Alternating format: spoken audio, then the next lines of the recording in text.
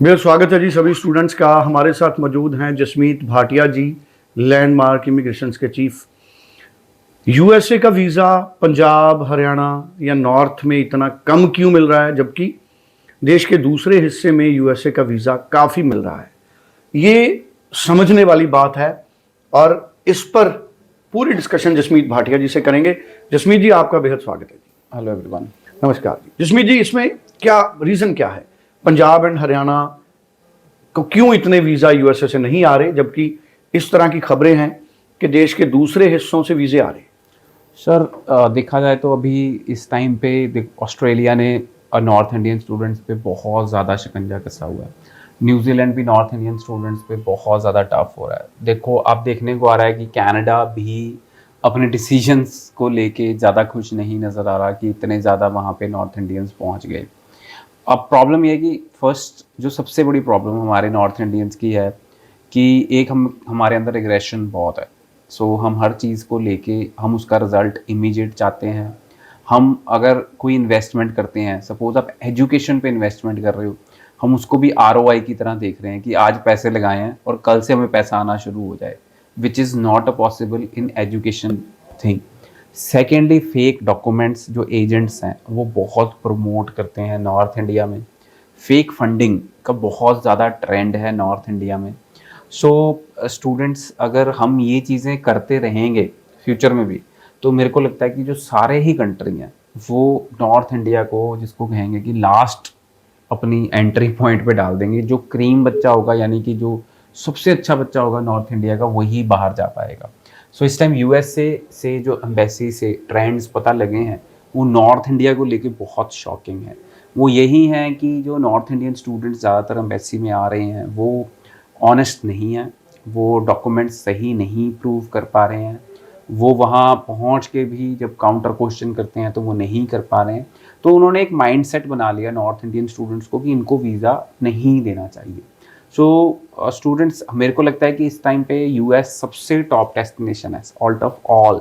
अगर हम कहीं जाना चाहते हैं तो यूएस से स्टडी वीज़ा इज़ बहुत बढ़िया डेस्टिनेशन है, बिकॉज यूएसए में 4000 यूनिवर्सिटीज़ हैं।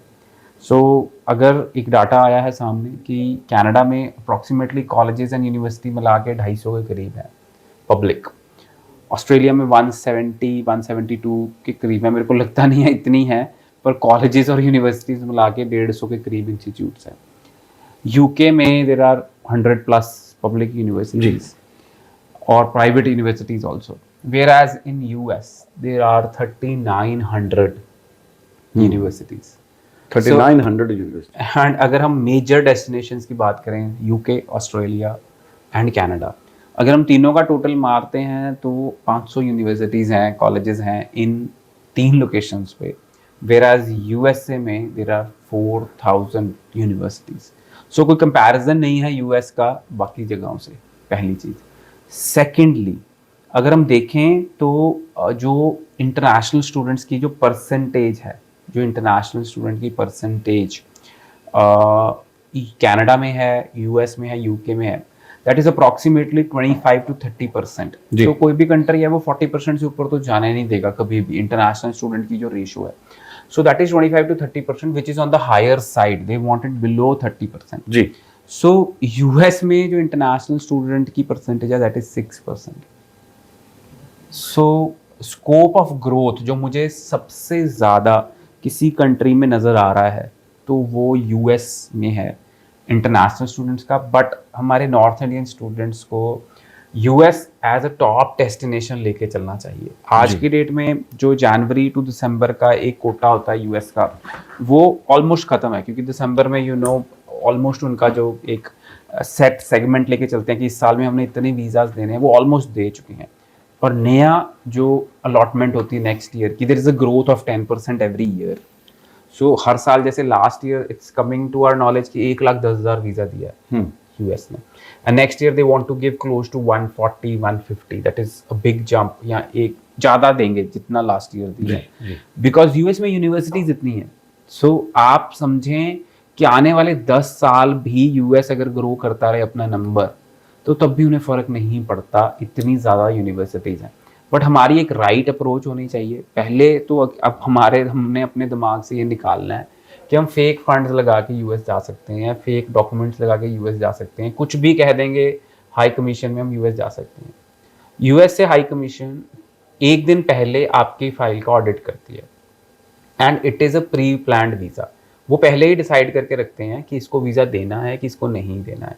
सो जब आप काउंटर पे जाते हैं तो उन्होंने तभी आपको वो एकदम से मना कर देते हैं, okay go, we are not giving you visa, या they accept you with smile. जिसको वीज़ा देना है उसको कहते हैं आजा भाई तेरे से अब सवाल पूछते हैं।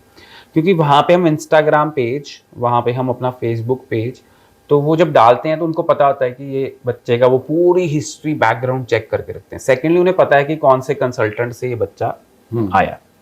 जितना मर्जी आप झूठ बोल लो, यूएस को पता है।